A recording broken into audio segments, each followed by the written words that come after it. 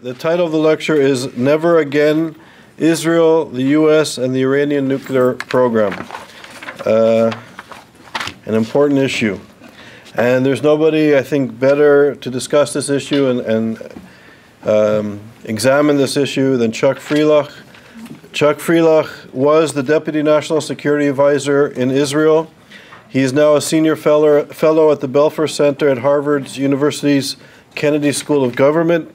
He's the author of the first book of its kind on Israel's national security decision-making processes. The title of the book is Zionism's Dilemma: How Israel Makes National Security Policy, and it was published by Cornell University Press in 2012. The book was awarded the 2014 Annual Book Prize by the Institute for National Security Studies, or the INSS, in Israel. It's Israel's preeminent national security think tank. Chuck is now about to complete a new book on the fundamentals of Israeli national security strategy and the need for a broad-ranging reassessment. He also began to co-author a book on Israel and the threat of cyber warfare. Chuck's primary area of expertise are the Middle East, U.S. Middle East policy, and Israeli national security policy.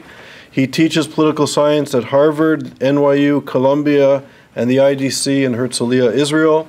He lives in Netanya in Israel and spends the spring semester every year in the United States teaching. He's appeared as a commentator internationally around the world on television such as ABC, CNN, NPR, Al Jazeera, and other U.S., Israeli, and foreign radio and television stations. He's been quoted in the New York Times and other major media outlets. He's published many articles and op-eds on a variety of issues dealing with the Middle East. Chuck was a senior analyst with the Israeli Ministry of Defense, a policy advisor to a cabinet minister, a delegate to the Israeli mission at the United Nations, and the executive director of two nonprofit organizations. He served in the IDF, the Israel Defense Forces, for 5 years as a reserve major. Chuck earned his PhD from Columbia University. He was born in New York and migrated to Israel when he was a teenager. He has two grown children, Lior and Tal. And I've had the privilege to hear Chuck several times at ISGAP and in other venues, and it's really an honor that you're here again. So, welcome.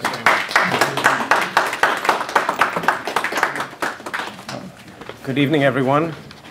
It's a pleasure to be here. Let me start off by asking how many people would really like to hear an optimistic and uplifting talk about the Middle East today? Let me see it. Yeah, well, so would I. So you're in the wrong place. Can you use the microphone? Thank you. As you know, we had the elections just a few weeks ago in Israel and are waiting for Prime Minister Netanyahu to form a new government.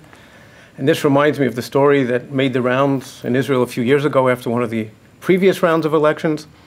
And the story is some guy comes up to the Prime Minister's residence in Jerusalem and knocks on the door, and the Prime Minister's wife answers. And he says, "Hi, I'd like to see the Prime Minister, please."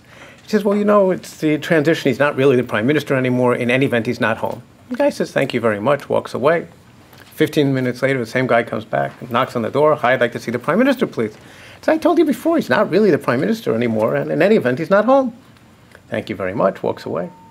15 minutes later, the same guy comes like, "Hi, I'd like to see the Prime Minister, please." He says, "Tell me, what are you, stupid? Don't you understand? He's not the Prime Minister anymore." He says, "I understand. It's just so good to hear it."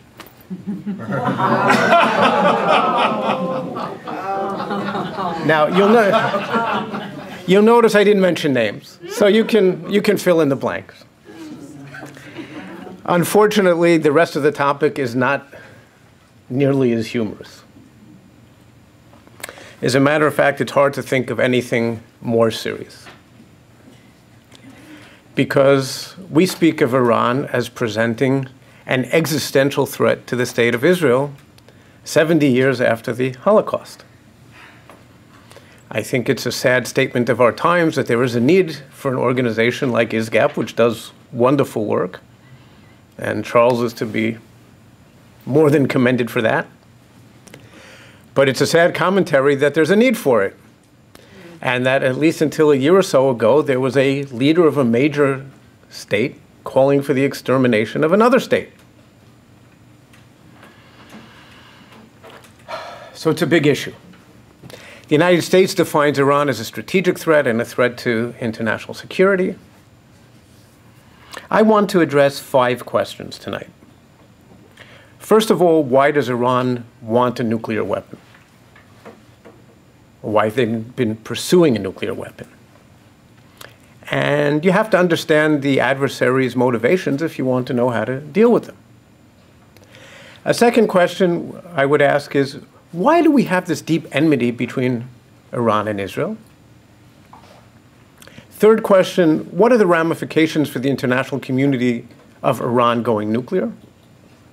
The fourth question is, what are the ramifications for Israel? And the fifth and final question is, what, if anything, can we do about it? And I'll, of course, talk about the emerging deal and some other options. So let me start with the first question. Why does Iran seem to want a nuclear capability, a military capability? And they've expended enormous resources to achieve it, financial and diplomatic. They've been willing to place themselves in the position of being a pariah state in order to achieve this capability. And let me maybe preface my remarks by saying, even if a deal is signed now, and that still remains a question, I don't believe that Iran is giving up on its long-term ambition to achieve a military nuclear capability. They're postponing it for the future when the circumstances are more propitious. And the truth is, they could have had a capability if they had wanted it about 5 years ago. And the price in terms of the international reaction was simply too heavy. And they seem to have come to the conclusion that this isn't the time to do it. The sanctions are too biting, and there's a danger even of military action. And so Iran has time. If it takes another 10, 15 years, that's okay. No one's going anywhere. And if and when the circumstances present themselves, then they can break out. But we have to be frank and understand that Iran actually has very good reasons for wanting a military nuclear capability. Very good reasons. They look with great fear at the United States. That's probably their greatest motivation for wanting a nuclear capability. The United States is the only country which could potentially topple the Iranian regime. The Iranian regime, the Islamic Republic, defines itself as the embodiment of the divine word on earth. Now, that's a mouthful. So if you're against this regime, you're against God. The United States toppled 2 of their neighboring regimes in the space of 2 years. Taliban in Afghanistan, Saddam in Iraq. The Bush administration was talking about a regime change in Iran. And had things gone better in Iraq, it probably would have tried to do that. And there is still congressional legislation on the books to this day that speaks of regime change in Iran as being the objective of the United States government. Now, Obama talks a different game and has from the time he was elected. He doesn't speak about regime change. On the other hand, he imposed extraordinarily painful sanctions on Iran, the most painful sanctions regime ever imposed. And he's only going to be around for another 23 months. And from the Iranian point of view, is who are the Americans going to elect next time? You can't trust them. It could be, by chance, another Bush. It might be a Clinton. So they look at the U.S. with great fear.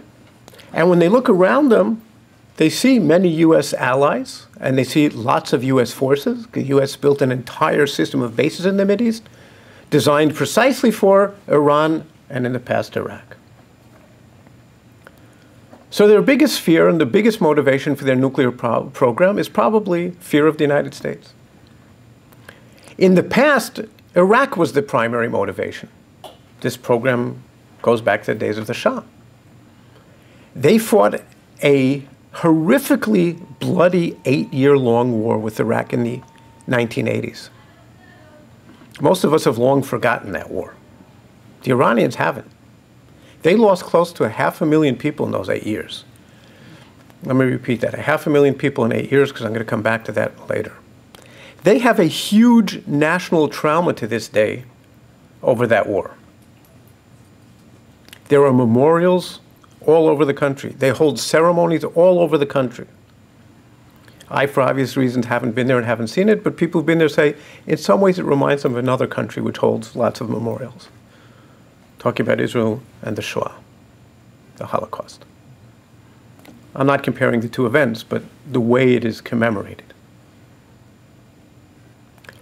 It's a deep national trauma, and we have to remember that. Iraq presents no threat to them today, other than maybe its weakness. But who knows if Iraq even survives as a nation, then 10 or 15 or 20 years from now, it could once again become a threat to Iran. Countries prepare for the long term. In third place, I would probably put Pakistan. The Iranians have a rather unstable neighbor on their border, and an unstable neighbor with a very large nuclear capability.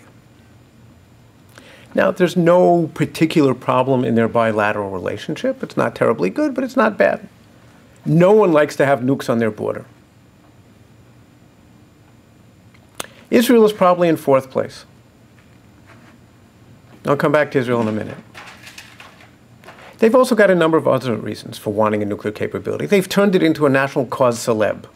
They've convinced the entire Iranian public that this is a legitimate civilian power program, and the evil outside world, especially the evil United States, is trying to deprive them of a legitimate right. But it's become a national cause célèbre. It is supported across the board. To compromise on it in any significant way would mean a huge loss of face for the regime. It would mean admitting that they've been lying all these years. They also look at a couple of precedents that we have to understand. They look at Saddam. Saddam thumbed his nose at the United States in 1991. People don't usually do that, don't usually live to fight a second time, another day. He did. He had the stupidity to thumb his nose at the United States a second time before getting nukes. And yes, it turned out that the Iraqis did not have WMD in 2003, but they sure as hell did in 1991. And they probably would have had them in 2003 had it not been for the sanctions regime and the inspections regime. But he made the mistake of going too far before he had nukes. The North Koreans, they've been thumbing their nose at the US for decades, but they didn't go that far. They didn't cross the threshold of American ability to stomach it. They waited till they got their nukes.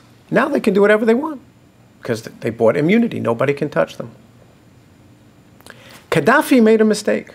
He had a program underway, but he got so scared in 2003 that he was next on the American hit list. Everybody in the Middle East got kind of paranoid in 2003, that he agreed to give him up. And then in 2011, when his regime was tottering, the US was happy to join with other countries and bomb. If he had had the nukes, nobody would have touched him. So the Iranians believe that they have to buy a guarantee for their regime and for their national security. To get them to give this up is actually proven impossible because that's not what anyone's talking about at the moment. The deal isn't a deal about giving it up, it's a deal about rolling back a little bit because the administration came to the conclusion that giving it up is not an attainable objective. The second question was, why do we have this deep enmity between Iran and Israel? Now remember, these are countries that are 1,300 kilometers apart. That's 800 and something miles apart. So they have no common border. That means there's no common territory to fight about. That means there's no common population groups to fight about, no resources to fight about. None of the classic components of an international rivalry exist here. So why? And I have to say, I think this is one case where really the explanation is a one-sided one. I wouldn't say this about other issues. In other issues, Israel has its own positions, its own agenda. In this case, Iran, I believe, has a theological commitment to Israel's destruction, and they mean it, and it's a long-term objective. They also use Israel as an entree to the Arab world because they want to become a regional leader. They want to lead the Arab countries in the battle against Israel. So it also has a utilitarian use from their point of view. And I think Israel's one great strategic objective vis-a-vis Iran is to be left alone. You guys are very far away. If we can't be friends as we were in the past under the Shah, at least leave us alone. Since that's not Iran's policy, Hezbollah, Hamas, other organizations, of course, Israel has a variety of other demands as well, or interests as well. Basically, what Israel wants here is to be left alone. Question number 3. What does it mean for the international community if Iran goes nuclear? Well, first of all, there has been a decades-long international effort led by the United States to prevent the proliferation of nuclear weapons throughout the world, and it's actually been an extraordinarily successful effort. President Kennedy, speaking in the early 60s, forecast that by today there would be dozens of countries in the world with nuclear weapons, and he turned out to be very wrong. Because there were the same original 5 that were there at the time, plus 3.5. Pakistan, India, North Korea, and Israel is thought to be, but hasn't declared. No one else. An international norm, a total no-no has developed. You may not use nuclear weapons and you may not acquire them. And the international community has come down very heavily on those who've tried. Not always successfully. Some almost got away with it. The Iraqis would have gotten away with it had it not been for American military intervention. The Syrians had a program. Israel apparently bombed it. Libya had a program. The US got them to give it up. The end result, though, is almost no one has crossed the threshold. If Iran crosses the threshold today after North Korea did get away with it, we can pretty much say goodbye to the NPT, the Non-Proliferation Treaty, to the international effort to prevent the proliferation of nuclear weapons. It's not the total end. People will still continue, but it will really be a severe blow. Secondly, if Iran crosses the threshold, there are a number of other Middle Eastern states which may go nuclear as well. First of all, Saudi Arabia, maybe Egypt down the line, Turkey down the line, possibly some others. The only ones who could do it in a short period would be the Saudis, because they've got the money to buy a turnkey capability. But they could do it in a 5 to 10 year period. The Egyptians and Turks could do it in a 10 to 20 year period. That's not very long in history. Now imagine what a multi-nuclear Middle East looks like, and I submit to you that this is a nightmare that no one has the vaguest idea how to deal with. Remember, the United States and the Soviet Union went to enormous efforts, to great lengths, to make sure that they never reached the nuclear threshold. They had all sorts of channels of communication. They always had ambassadors. They had military attachés. And when they were afraid that that wasn't enough, a hotline was established so that the president and the chairman could speak instantaneously. And there were numerous other channels of communication. Now look at the Middle East. First of all, Iran calls for Israel's destruction. The US and the Soviet Union never wanted to destroy each other. They wanted to defeat each other militarily, possibly, or certainly politically and economically. They didn't want to wipe out the other side. Iran wants, it declares that it's for Israel's destruction. But Iran doesn't talk to Israel. Iran and Saudi Arabia basically, or hardly talk. Iran and Egypt hardly talk. Saudi Arabia and Egypt talk, but not very much. Iran and Turkey talk, not great shakes. Egypt and Turkey barely talk whatsoever. Turkey doesn't talk very much to Israel anymore. Egypt's at peace with Israel, but doesn't talk to Israel. Egyptian-Turkish relations are terrible. Egyptian-Saudi relations are civil, but that's about it. And if I missed one of the combinations, fill in the blanks. Now, how do you manage this crisis? When you have maybe minutes to do it. And even if you have hours or days, when people refuse to speak to each other, when people want to destroy each other. There's another difference from the US-Soviet balance or the Pakistani-Indian nuclear balance. Iran believes that it has God on its side. Now, I, by the way, think that the Iranians are rational actors. I think they're extremists, but I think they're rational. I don't know exactly what rationality means when you believe that your regime is divinely inspired and that the supreme leader has a direct line. I'm not saying that they would ever act irrationally. I'm saying it introduces a measure of uncertainty that did not exist there in the US-Soviet case, or does not exist today in the Indian-Pakistani case. So how do you handle a multi-nuclear Middle East? I don't know. There's a question, if Iran goes nuclear, what does it mean for the international community, and what does it mean for the United States as the leader of the international community to have the world's energy sources under a potential Iranian nuclear threat? What does it mean for Israel? Well, first of all, there are, I would say, two schools of thought on this in Israel. And this is my own analytical division. They're not formal schools of thought. There's one school which says a nuclear Iran is literally an existential threat to the state of Israel in the most narrow sense of the word. That if Iran gets a nuke, sooner or later they will use it. Maybe not tomorrow, but sooner or later they're going to use it. And if you adapt that approach, the logical conclusion is that the state of Israel must do everything in its power, everything to prevent it, because no matter how bad an option that is, it's better than the alternative. You must prevent it, because allowing Iran to go nuclear is, in that case, unacceptable. The other school of thought says it's probably not existential, it's just dire. Now, dire threats are bad enough. The difference is that you then have to do everything within reason, not everything possible. That gives Israel a little more freedom of maneuver.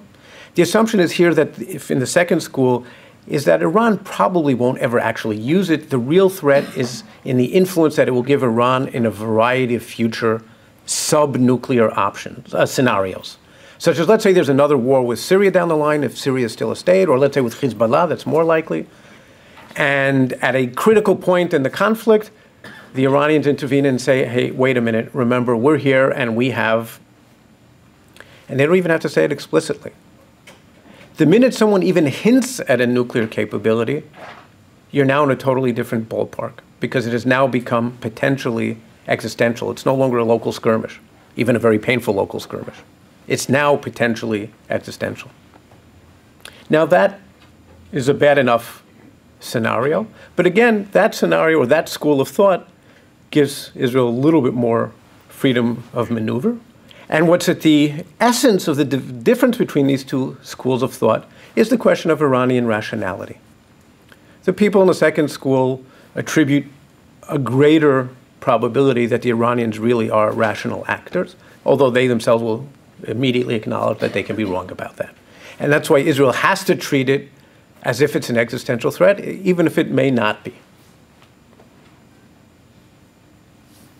It's bad enough. And the fifth question was, well, what can we do about it? And I'm going to quickly rattle off a few of the other options before talking about the deal now. And if you want me to come back and talk about these options in greater length, I'll do it in the Q&A. The primary alternative to a negotiated deal today is a military option. And without going into the details, the problem with the military option is, even if you're completely successful, you destroy every installation to the ground. And by the way, the US can do this in a matter of hours. This is not a big operation for the United States. It's a little operation for the United States. And don't listen to what you read in the press and to what various politicians are telling you. There are consequences to the action afterward. The military operation itself is nothing for the United States. And Israel can probably do it as well.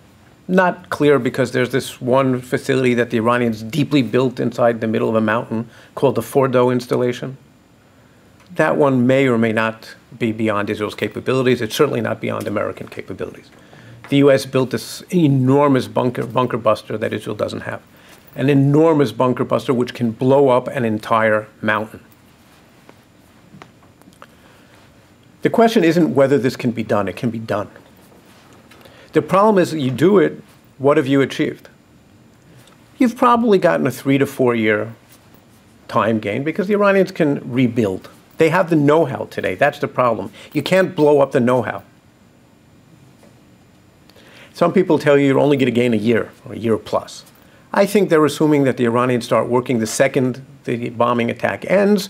Every employee arrives on time for work. Every shipment of whatever arrives on time. They don't run into any developmental problems along the way. Everybody knows big infrastructure programs always take longer than they can technologically, theoretically.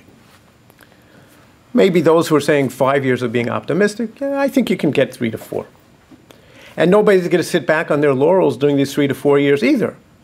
All the other things that we've done and can do, whether it's more sanctions and it's more sabotage or whatever, can be done to extend this period. So maybe the 3 to 4 will actually become 5 or 6 or 10, who knows? And some people argue, well, it'll give the Iranians a motivation now to really break out. That's one possibility. And I think that would be their initial reaction. The second they're hit, they'll want to strike back, get revenge. So they'll say, oh, yes, we're going to do it. On second thought, they may decide, actually, it's not so wise because whoever did it would probably threaten that we'll do it again, if necessary. The point is, it's a temporary gain. And if all you can do is get a temporary gain, then maybe there are other ways of temporarily gaining time, such as the deal that's on the table at the moment. The military option can buy time. It doesn't solve the problem. That, by the way, is true of all the other options as well. We can go back to sanctions. That's what the president has said he will do if a deal is not signed. I find that a rather unsatisfactory outcome. If after 20 years of the international effort, the president of the United States finally got the Europeans on board for really cutting international sanctions in 2012, if the Iranians say no now, then why should more sanctions get them to say yes? If they're willing to pay the price, if they're willing to say bring it on, then why should we anticipate that they're going to change their position?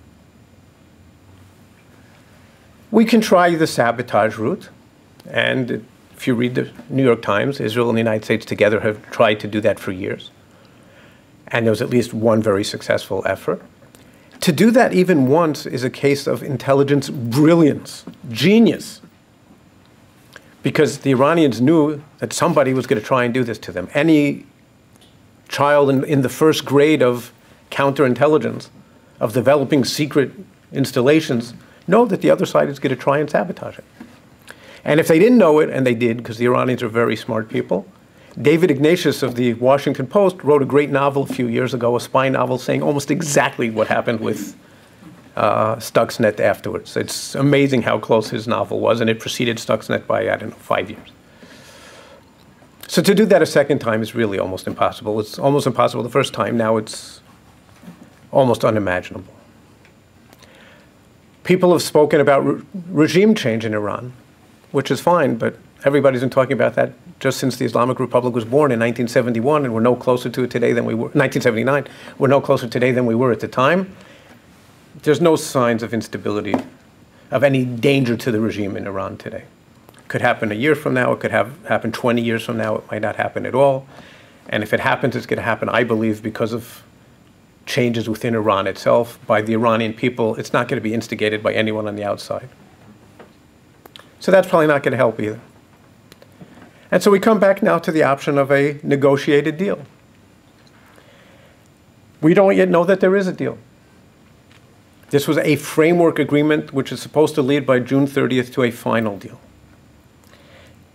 There are at least 3 or more, but there are 3 major issues that remain unresolved. Actually, 3 of, not the 3 biggest, but 3 of the biggest issues.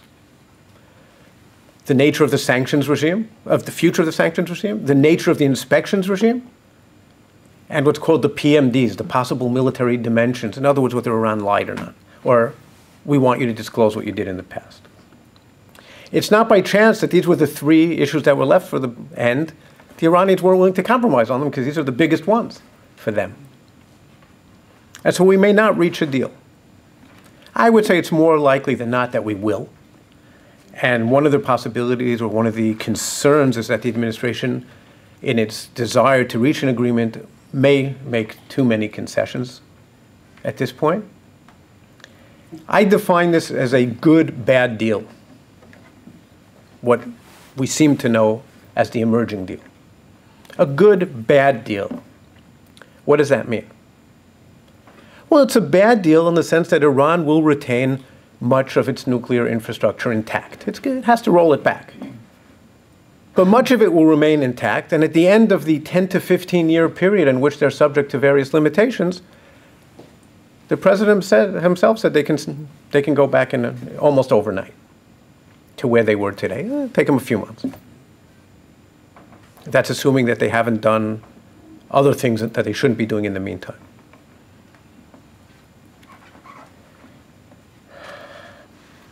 It's a bad deal because we don't have the answers to, yet at least, what could happen with inspections, sanctions, etc. And it looks like sanctions will be lifted very, very quickly. Prime Minister Netanyahu has come out very strongly against this deal. That's no secret. Actually, he came out very strongly against the interim deal a year and a half ago. And that's where the real problem lies, because this is an outgrowth of that deal at the time. His argument really was that if the administration, if the US had just been willing to hold out for another few months, that Iran was on the ropes and they were about to capitulate. That the US tried to compromise too quickly, and just a few more months and the Iranians would have caved. Now, if the prime minister is right, then this deal is not just a bad deal, it's a historic error. The administration maintains that, well, that was nice to have, and the specifics of what Netanyahu was saying, it said, yeah, we were all for that also. We wanted to dismantle the program completely. We could not achieve that. So that the question wasn't dismantle or nothing, it was whether we can live with some sort of compromise deal, whether this compromise deal is better than no deal at all. And that's what the administration is saying today. The president isn't saying this is the best deal we could have had. It's not saying this is what I wanted to achieve. He's saying this is what I can achieve. And I said the bad thing is, there are lots of bad things here, but the really bad one is that Iran will retain their capability at the end of the 10 to 15-year period, and they can go back to doing bad things. The good news is that it would be very, very, very, very, almost impossible for them to break out from the known, I stress, the known nuclear sites during this 10 to 15-year period. That doesn't mean that they can't sneak out from the unknown sites, if there are secret sites.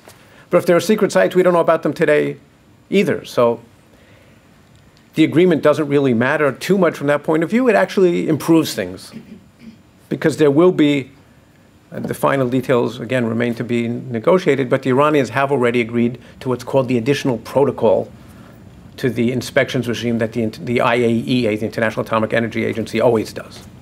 They have already agreed, at least in principle, to the most intrusive inspections regime ever. So it'll even be much harder for them to go the sneak-out route.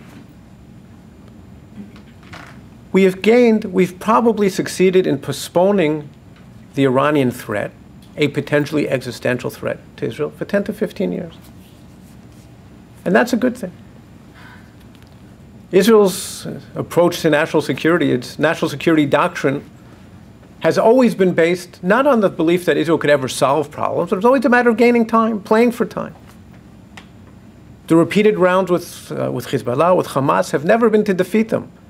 It was always to gain time, hopefully longer. These rounds haven't brought that much time. But the objective was always just play for time. Because Arab enmity towards Israel is so fundamental that we can't get them to forego their aspirations. At least we can get them to change their behavior temporarily. Well, if we can force Iran to postpone its motivations, its aspirations for at least 10, 15 years, we've done something. And we'll handle the problem 10 years from now, 15 years from now. The question is whether there's anything fundamentally different that we can do today that we won't be able to do 10 or 15 years from now. Well, one thing is we will not have an international sanctions inspections regime in place. We'll be starting almost from scratch 10 to 15 years from now, and that's much worse. But if the Iranians want to break out at the time, presumably the United States will be as against that at the time as the United States is today. The United States has always been against nuclear proliferation. I don't know that there's anything different militarily between what we can do today and then. Certainly there's no difference what the United States can do. Maybe for Israel, yes. Not for the United States. So I say this is a bad, good deal, because the question is, what are the alternatives? We're going to have to manage this conflict because we're not solving it. Israel hasn't solved the conflict with the Palestinians either. We just manage it. Most of what Israel does, most of what the United States does in its national security is crisis management, not crisis resolution. It's a tough world we live in today. Wars don't end in victory like they once did. Problems continue for the long term.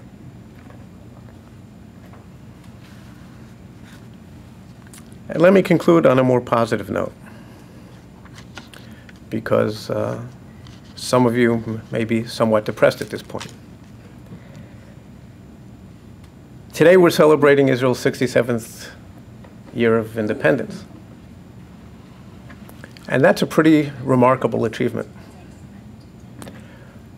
Who would have believed it a few decades ago? That there would be a Jewish state again? That we'd still be there 67 years later? A nation which was thriving economically. The whole world went through a major economic downturn in recent years. Israel sailed through it almost without effect. That will become to be known as the high-tech nation, the second largest center of high-tech activity in the world after the United States, and the US is just a little bit bigger than Israel.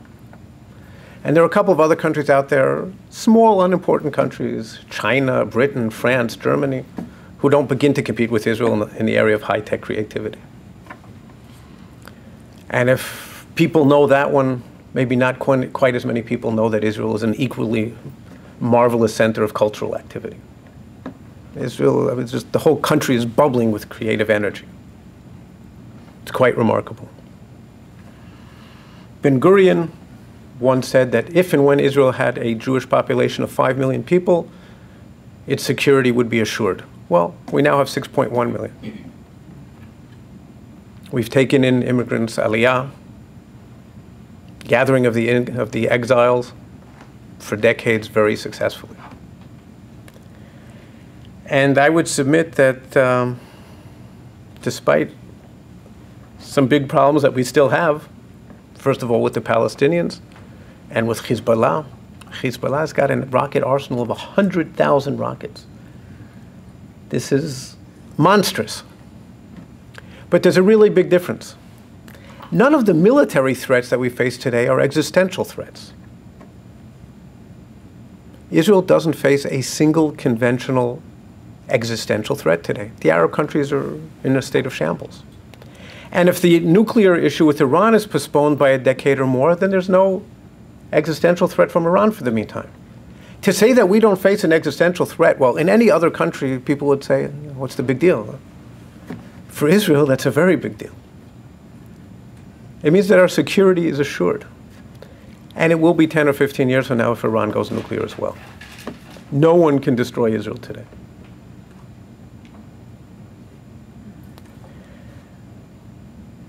As a nation, we have some pretty good reasons for being worried, for being paranoid. We'd use the word existential more than any other people in the world for a very good reason. But the good news is that after 67 years, we don't really have to worry about it anymore. And that's an enormous change. So I would say today, this is actually a little bit, I guess my remarks end a little bit like the switch over from Yom HaZikaron, Memorial Day yesterday, to Yom HaAtzmaut, Independence Day. Israel goes, it's an absolutely schizophrenic process from deep depression. And Memorial Day in Israel culminates the week that starts with Yom HaShoah, with Holocaust Day. And in a matter of hours, we flip the switch and go and swing happy and sing happy songs and dance in the streets in honor of 67 years of independence. So thank you. Let me take your Q&A, your questions.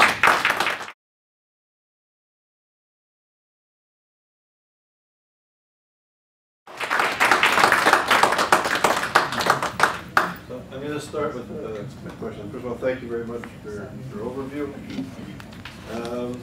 In terms of ideology, the Iranian revolutionary regime cannot accept the self-determination of non-practicing Muslims in the region, and the Jews are the only non-practicing Muslims in the area with self-determination. So Israel needs to be obliterated. The Muslim Brotherhood and other Islamist organizations have the same belief. The Obama administration, the most powerful country in the world, has been engaging radical political Islam all over the world, starting in the Cairo speech where he invited the Muslim Brotherhood to sit in the front rows, to engaging the Iranian revolutionary regime. So my question is, the nuclear issue is a very serious issue, but my question is, what are the implications of the United States of America engaging a regime that thinks that you and I emanate from monkeys and pigs and urine of donkeys? That this type of brutal, vicious anti-Semitism, genocidal anti-Semitism, is something that the State Department won't even discuss it. They get annoyed by people to bring it up. What are the implications globally for allowing this type of anti-Semitism to flourish from the Middle East to the streets of Paris, and while Christians and Yazdis and women and gay people are being brutally murdered from Nigeria through to Syria and Iraq? So there's this nuclear issue. What are the implications for Israel's security and forget even Israel is important, but also basic notions of human rights and human dignity globally? What is going on, and what are the implications of this atmosphere that we've now entered very deeply into globally? Okay, well, Charles started off with the toughest kind of question. Look, first of all, let me say, I was asked to repeat the questions for the purpose of the TV camera. That's a hard question to summarize. But what it comes down to is, I think that, well, two things. One is that Iran spouts a vicious, venomous anti-Semitic rhetoric. And the other, the way the Obama administration, and not just the United States, are handling the rise of Islamism and Islamic anti-Semitism generally.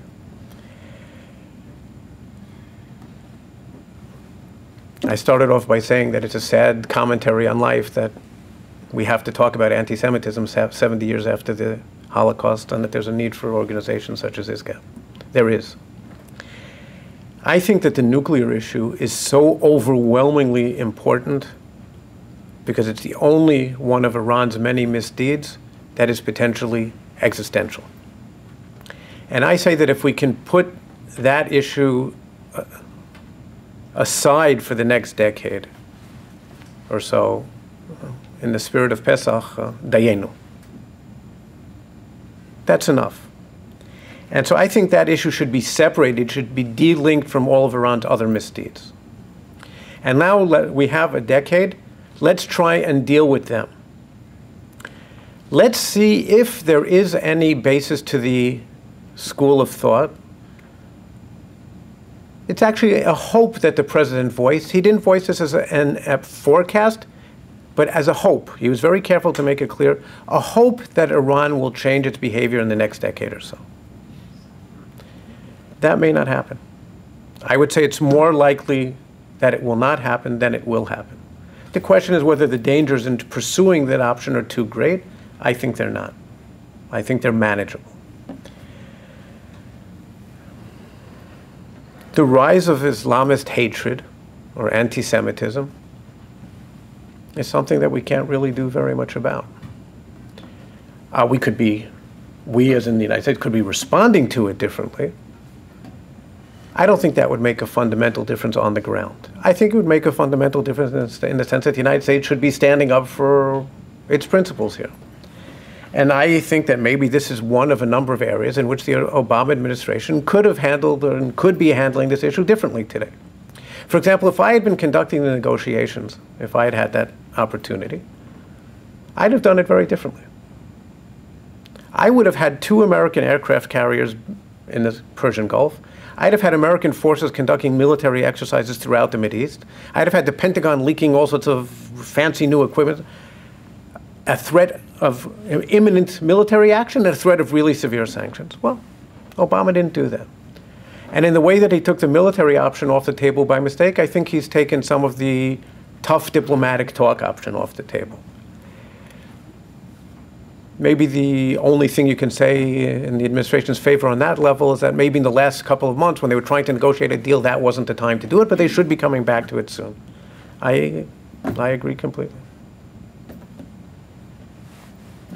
So it's very puzzling to me when you talk about the Israeli economy as it sailed through. What about all the millions of middle-class Israelis who can't get jobs, who have to come to other countries, have to come to America? Their incomes are very low, they can't afford to buy homes. You know, they're having an extremely difficult time. They've had this difficult time for many, many years, and it just seems that you've just overlooked all of that, and just that they sit, maybe the top 1%, maybe the 6 families that run the country sail through it, but I have plenty of Israeli friends and family, and they're having a very difficult time, and it bothers me because we're overlooking that, and we need to help our fellow Jews. Well, I certainly agree with the last sentence. I disagree with most of what you said before that. Question? Yeah, the question was, why did I belittle the economic difficulties in Israel when in reality the questioner was saying people are still having a very hard time, people are suffering, having a hard time getting jobs, so people are leaving the country, and just generally a hard time with the cost of living. There is definitely a problem of cost of living. That's absolutely true. First of all, in housing and in a whole variety of other areas. As a matter of fact, it's utterly outrageous that you can buy Israeli products often cheaper abroad than in Israel. It's a small economy with a number of monopolies and in any event, major manufacturers, and they take advantage of a small economy. And nothing that I will say is to take away from the fact that there is a part of Israel that is really struggling, and it's a substantial part. It's not the middle and upper class that you're talking about. It's class. I said middle. You said middle. I'm adding up. It's not so much the middle class. They're struggling. But it's the less than middle class which really still lives a life of austerity in many cases. The middle class is struggling, but what are they struggling for? They're struggling for a big apartment in Greater Tel Aviv. They're struggling for a second car. They're struggling to be able to go abroad on trips. They're struggling for a lot of things. Well, I think that's the reality. And if you look at, you have the right to disagree completely. If you look at the statistics, Israel today actually has a mid-European standard of living. We actually passed France in per capita GDP a couple of years ago, and are a year or two away from Britain. We're still far away from Germany and the Nordic countries. We're way above the Southern European countries. So part of it isn't objective economic straits, it's subjective perception, the way people feel. Most people aren't going abroad because they can't get a job in Israel. It's because the United States is a bigger country. It's a world leader. There are opportunities here that don't exist in Israel. Israel has the great benefit and the great problem of being a place of an incredible concentration of talent. It's really hard for talented people. There are a lot of talented people competing for a few slots. That's what's leading people to go abroad. And I would say that the real situation is much, much better than the way people feel. Yeah, I sort of have a two-part question. One, what about the S-300 system that Russia is selling to Iran right now? And of course, we're probably giving Iran $50 billion so they can afford the $800 billion for the defense system. Is that a direct, is the S-300 anti-missile system a direct existential threat to Israel? My tendency is to believe yes, because Israel and the United States, from my understanding, then would not have a chance to be able to take out nuclear facilities in the event that Iran does a sneak breakout. And then my other question is, let's say that I became president when Obama's term is up. I'm president. and I have a very pro-Western, pro-American, and I'm very passionate about Israel's right to exist. And so I come to you on my first day of my presidency, and I say, okay, you're the prime minister. I say, okay, what is it that we can do? What is it you would like the United States to help you do in order to make the Middle East safe for Israel, to make that part of the world more stable, so that both the United States, Israel, and the Western world are safer? What would you like me to do to help make the, I guess to put it succinctly, make the Middle East more stable, and so that the world can be a safer place? What would you like me to do as President of the United States? Okay. And I think there was one, but those are the two main questions I have. Okay. Right now. The first question was, what about the deal for the sale of the Russian S-300s to Iran, and that as part of the emerging American deal with Iran, we're giving them $50 billion. First of all, the S-300 deal hasn't been finalized yet, or it may have been finalized. This deal has been finalized around 10 times in the last half dozen years. And somehow, every time it's finalized, it turns out that it wasn't, partly because both the US and Israel made a personal appeal to Putin not to do it. Prime Minister Netanyahu met with him personally, and at least until now, Putin has observed that promise that he made. That may change now. I won't be surprised if it doesn't. I won't be surprised if it does. If it does change. Now, if it's sold, if it's actually provided to Iran, this is definitely a significant change for the worse. And let me just say to you that for every system, there's a counter system. For every system, and this is just another air defense system. It's been around for a while. Israel's been training a lot in recent years with the Greek Air Force, because by chance some S-300s were deployed in, not in Rhodes, in, no, not in Cyprus, Crete, a few years ago. If we have to take care of the S-300, we'll take care of the S-300. Makes life harder, no doubt about it. But it's just an air defense system. It's not an existential threat. It's not an offensive weapon. It just makes life harder. As to giving them $50 billion, there is a cost to a deal, and this is one of the costs. You can also say that if Iran now is back as part of the international community, there's money flowing in, there's Iranians going abroad, there are people coming to Iran, that this may create an interest in Iran for continuing this situation. Once you have money flowing in, it's really hard to give it up. So it's a mixed issue, and this whole deal, if it's signed, is a calculated risk. That's all it is. I can't tell you it's a great deal. I can tell you that it has some good sides and some bad sides. So Israel wouldn't necessarily, I mean, if the defense system is, you know, en route to Iran, Israel wouldn't just go in and maybe take it out, so it can be installed. Israel will decide for itself what it's going to do. The second question you asked is, what can the new president do to make the Middle East a safer place and a safer place for Israel? That's a big question. I was about to say, I don't know that anyone, I'll say differently. I don't think anyone knows what to do about the Mideast today. The Mideast is coming apart at the seams, and there are no good solutions. So let me just say a couple of things. I hope that the next president will be a good friend of Israel, will continue providing Israel with the military support it needs. I hope that he will help us achieve a peace agreement that is on appropriate terms.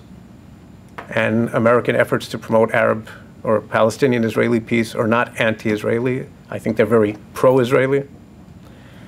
I think he'll help us deal with, especially with the Hezbollah threat.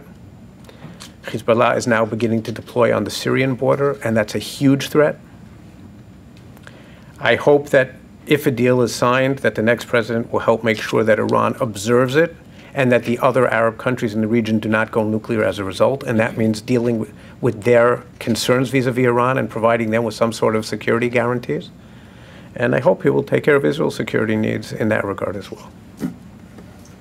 In your very comprehensive and excellent presentation, you were dismissive entirely of the idea of regime change in Iran, and it was based on one idea that's been around for so long, since the Islamic Revolution in '79 or whatever year, 79. and we've hoped it. And I couldn't help thinking of the Soviet Union that was around a lot more than that, and it suddenly crumbled. And I'm wondering if there's any factors you could envision that might bring about regime change, with a combination of sanctions and military action, or maybe just the opposite, Iran becoming prosperous and people no longer willing to live. I'm just wondering if it would be so beneficial and so important to have regime change in Iran. What would you believe might have that effect on the present regime in Iran? So the question was, why was I dismissive of the possibility of regime change in Iran, saying, well, it hasn't happened since 1979, why should it happen today, and what could possibly be done to bring it about? I'm not dismissive of the need or desirability for regime change.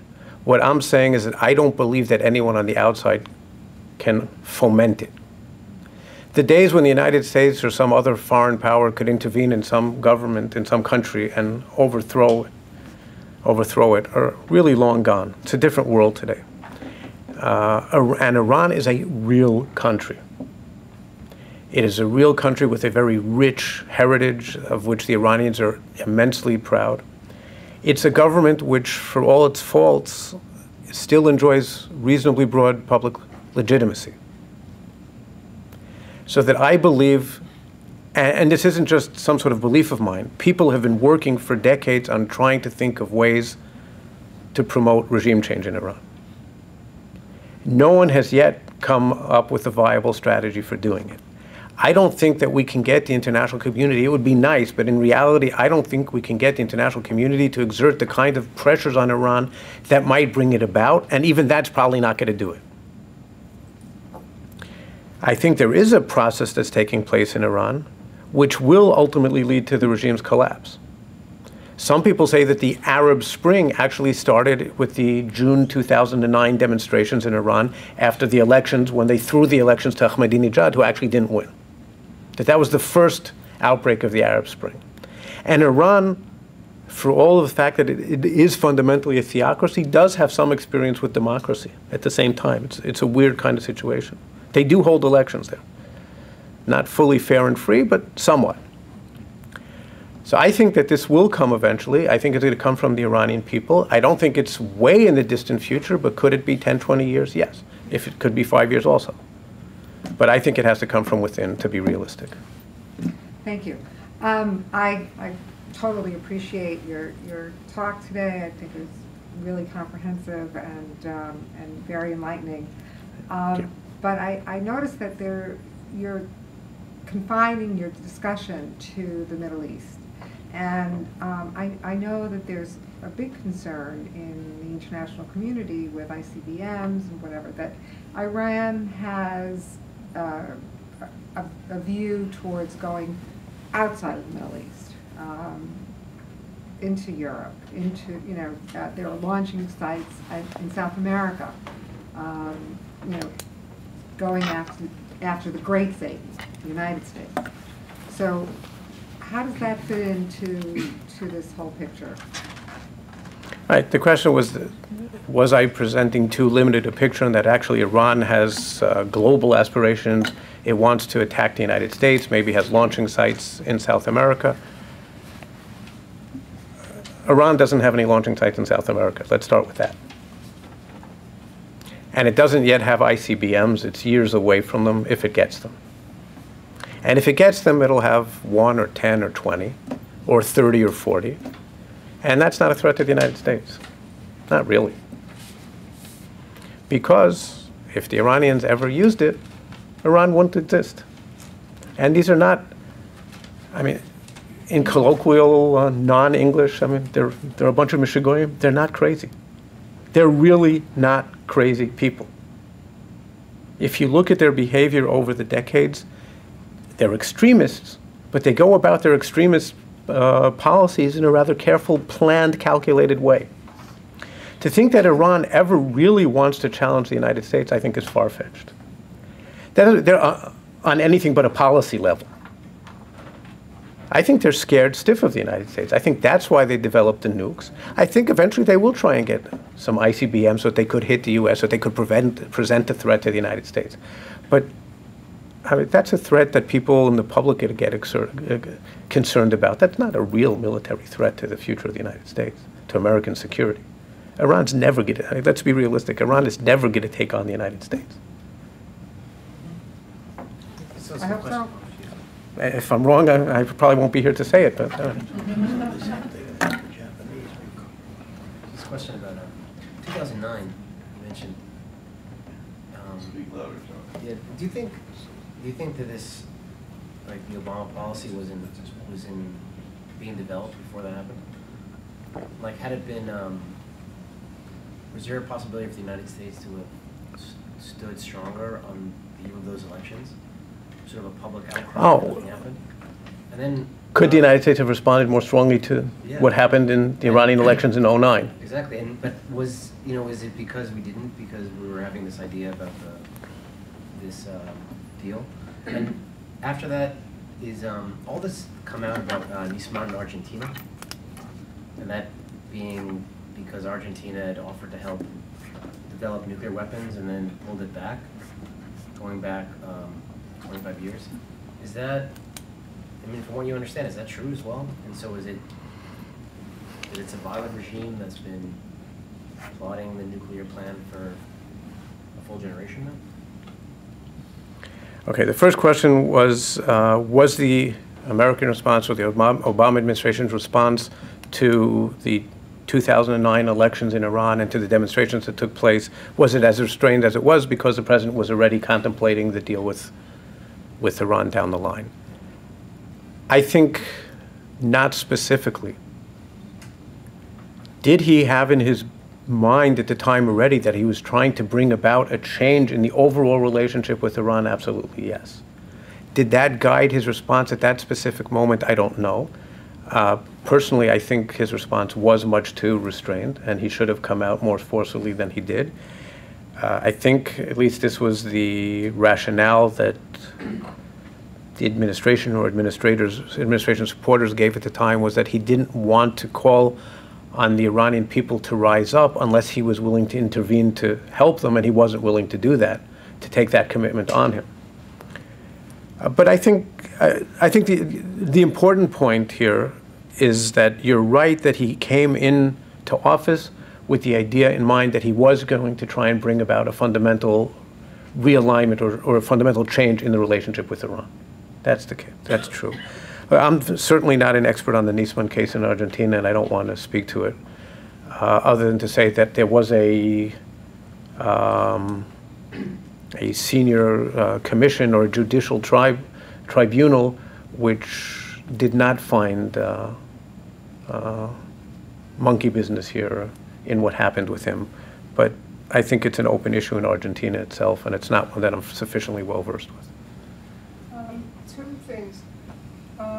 I'm thinking that, and I want to know what you think, this deal kind of cements the Iranian regime as being in, because $50 billion, relaxing of the sanctions, this is a feather in their cap, you know? Also, who do you believe, Netanyahu or Obama? I mean, Netanyahu seems hysterical over this deal. So, you know, it's a matter of, I don't know that much about it, but if Bibi is so anxious about it, I feel there must be a reason. I kind of trust him rather than Obama. I want to know what you think. Okay, two questions. The first one was the $50 billion are a feather in Iran's cap, and it will cement the regime. Look, the regime is in no danger of collapsing to begin with. Okay, let's dismiss that idea. The regime is there. It's going to be there for a while. Whether it's a longer while or a shorter while has nothing to do with the $50 billion. It will make life nicer for people in Iran. It will strengthen the regime's position, absolutely. For the moment, this is a firmly entrenched regime. So the deal, yes, it will strengthen them, but it's not going to fundamentally change the picture. The second question was who to believe. And I'm not going to answer that question. Not going to answer it.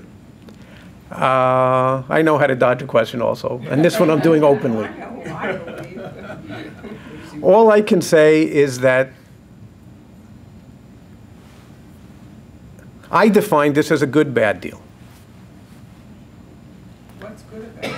No, what's good about it, I said it's good, among other things, it's going to, in all likelihood, almost definitely postpone a nuclear Iran for 10 to 15 years, and that's pretty good. And that's what Israel, and actually the US also, usually do, is postpone problems and manage conflicts. It's rare that we can solve them. And in 10 to 15 years, Iran may change. It probably won't, but it might. So if it's so good, why is Iran agreeing to it? No, it's not that so good. Iran is paying a heavy price here. They are rolling back a significant portion of their capability. They are agreeing to submit themselves to an unprecedented inspections regime. They are losing some face here, the fact that they have to back off a little bit in the face of their public. Iran is also paying a price here. This isn't just all the US all around. Both sides are paying a price here. Both sides are gaining something. That's the nature of negotiated deals. Okay? If only one side gains from the deal, that's not a negotiated one, that's a dictate. And then the question that you have to ask is this a deal that's better than the alternatives? The president says yes, and he says if it turns out that the calculation today was wrong, I can deal with it down the line. Netanyahu is taking a harder line position for obvious reasons, by the way, because the United States does not face an existential threat. Israel does, so Israel obviously has to take a harder line position. But there are many people in Israel who disagree with the prime minister's line here. If you saw what happened during the elections, this wasn't just over the nuclear issue, but 200 former generals came out against his leadership in general, and they were also talking about the way he's dealt with the nuclear issue. So that it's not a black and white picture on either side. And I think you can legitimately say this is a bad deal. You can legitimately say it's a better than the alternatives deal. Life is complicated. Someone who didn't ask it. 3 things. Just 3. Okay, the first thing, going back to Argentina. I understand that Obama had contacted de Kirchner several times over the last few months to drop the case that Nussbaum was bringing with regards to the Jewish Community Center bombing. Is that true? And if it is true, then why would Obama tell her to drop the case? What was going to be revealed in the hearings? Second thing, if Iran is that smart, why would they put their ships in the Persian Gulf and then turn them around and go in the opposite direction today? They were. I don't know what you're referring to. Maybe it's a report. I didn't read today's paper. I didn't get to it yet. Yeah, they. What was it earlier today? Some Fox News, yeah. Oh, Fox News as well. Everything they say is always exactly the way they say it, of course. Well. No, but what were they reporting? So why would they send their ships in to provoke the United States and then turn them back? Because it makes them appear weak. And then the third what was the third thing I was gonna? Oh gosh. No, that's that. You know what? I'll answer the first two, and maybe it'll come back to you in the meantime. And if not, you can come back to it afterwards. First of all, again, I don't want to talk about the Argentinian case because it's not my area of expertise. The question was whether Obama had called Kirchner to ask that they drop the Nisman case. I have no idea, so let me leave it at that. I don't know about this. The second question was reports today that the Iranians sent ships into the Gulf to provoke the U.S. and then pulled them back. Again, I did not see this report, so I don't know what it refers to. And as administration spokesmen always say, I will not refer to hypotheticals. Look, I never said that the Iranians never make mistakes. Of course they do. And they do try and provoke the U.S. at times. What I was trying to say is I don't think they'll ever try to provoke. I think they'll always do their very best not to provoke the U.S. to the point of actual conflict. That doesn't mean that there can't be a tiny shooting incident. They don't want to get into anything of significance with the United States. And I do remember Good. the third question. It has to do with the inspectors going in. Iran said yesterday that they were not going to allow the inspectors to go into all areas, specifically their military. Okay, so here's one of the real problems in the emerging deal. The question is, Iran says that they will not allow the inspectors into all sites, and specifically the military ones. There's a problem here, and that's why we haven't reached an agreement on this issue yet. No country has ever allowed another country or international inspectors to enter every site in the country. The United States and the Soviet Union and the various disarmament agreements, SALT, START, etc., U.S. never agreed to let the Soviets enter every American site. That's in the Iranians' favor. In American favor, we got to know what they're doing. We have to make sure that they're not doing bad things after this deal is signed. And the question is how you meet those two conflicting needs. And the answer is that, again, there's going to be some sort of compromise here. There's a mechanism in the draft agreement, as we know it, which allows those special cases where the Iranians want to say no to come before a commission, if you will, composed of the P5 or the P6 in this case, and Iran for adjudication. And if a deal cannot be reached there, well, then the U.S. has a problem. Is that, and that's, I don't think that's a final deal yet either, but is that a great outcome? The answer is no.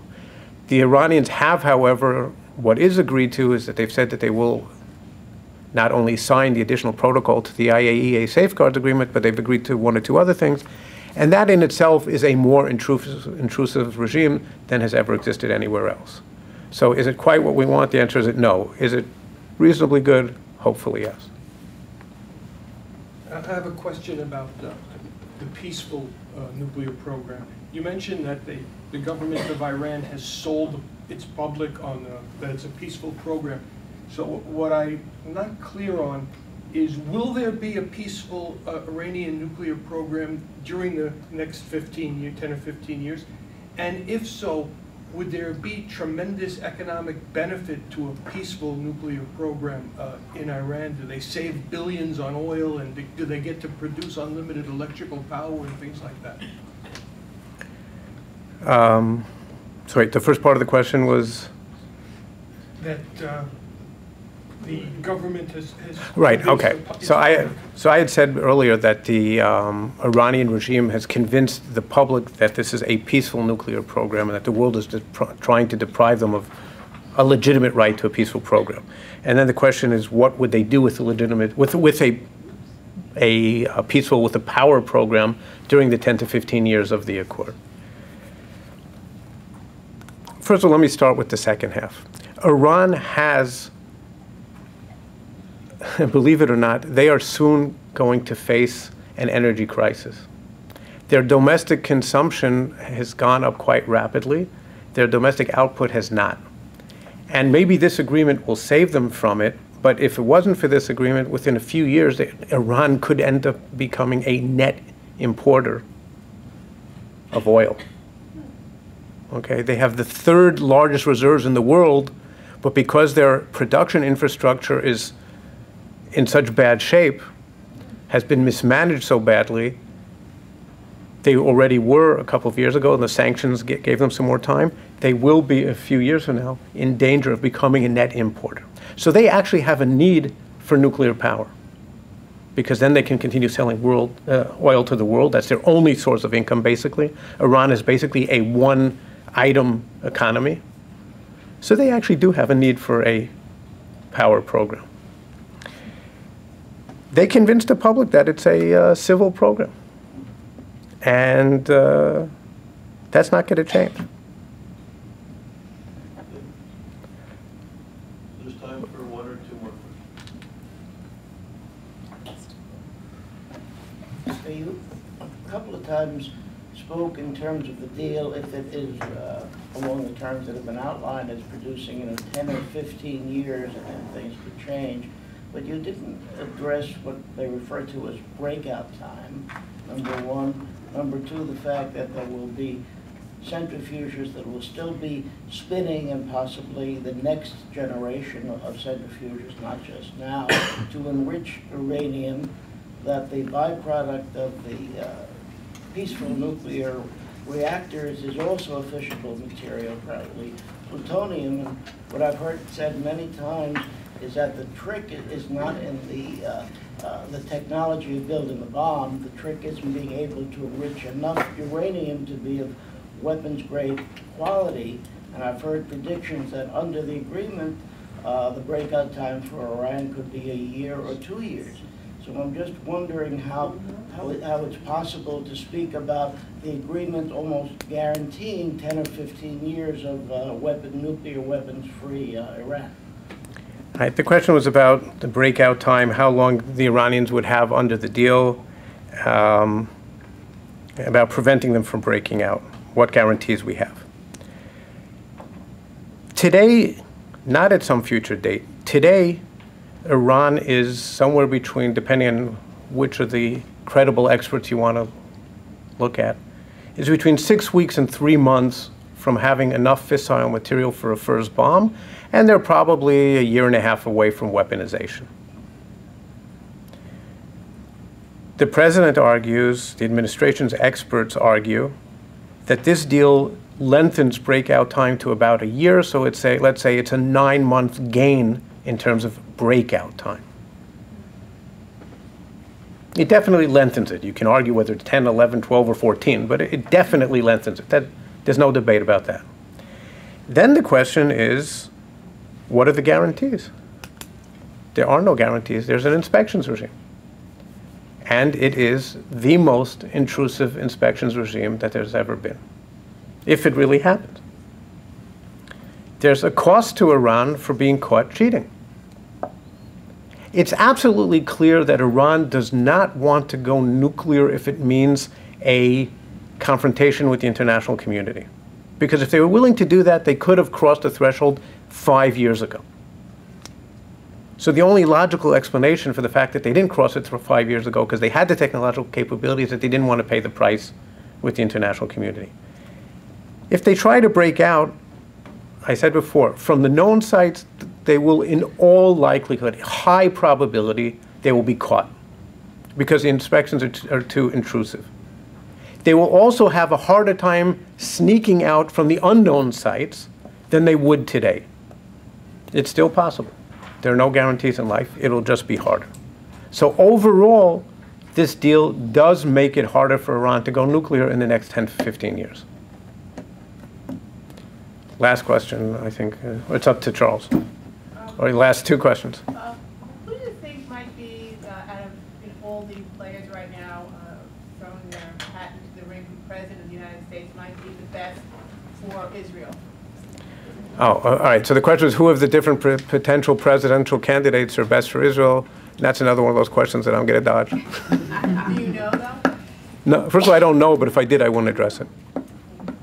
Seriously, I wouldn't. I don't think anyone, former Israeli official, should say a word about that. And I think we've intervened in American politics enough recently. So has the United States.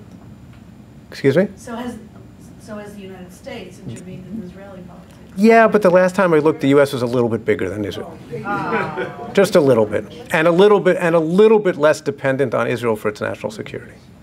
So we're in an asymmetric relationship, and I believe should behave accordingly.